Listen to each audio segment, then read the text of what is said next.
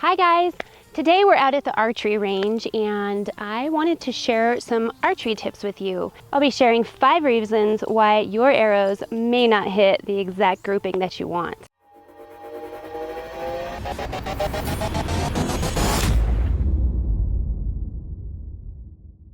One of the most important things when you're shooting your bow is going to be stance, and the stance is so important because it's your foundation.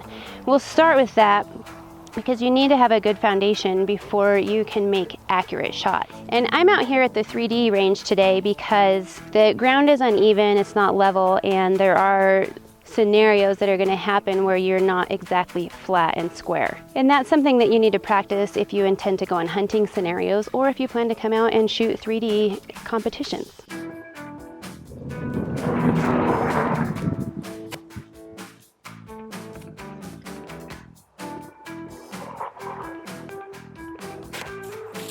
So in walking up to this target, I had such a nice grouping here, and then, whoa, how did this one get way off base?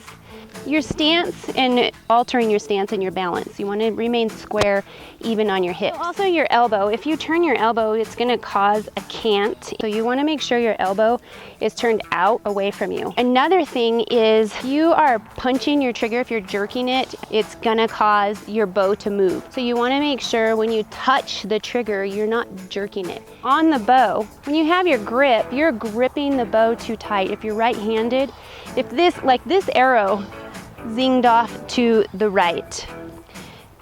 When it zinged to the right, you probably gripped the bow too tight. Just think of that as you're squeezing your bow. If you squeeze it, it goes to the right if you're right-handed and opposite if you're left-handed. You want to be consistent with your anchor points. You always want to have your anchor point at the same spot every time. And all of those things can cause little discrepancies in your shot. So practice those at home. So you really want to follow through with your shot, and by follow through, that means you're not going to be peeking around the bow to see where your arrow went. You're going to hold that bow up. You're holding full draw, hold it up, watch your anchor points, squeeze your back. That's how you draw, you squeeze your back. Mind your grip, check your stance, be balanced, touch your trigger, and follow through. Hold the bow up, hold your anchor point. I hold my anchor point here so I'm not releasing back. Traditionally, if you're shooting recurve fingers, when you release, you're gonna release back. In holding up, once you touch the trigger, you don't wanna be peeking around to see where it is. You don't wanna be peeking.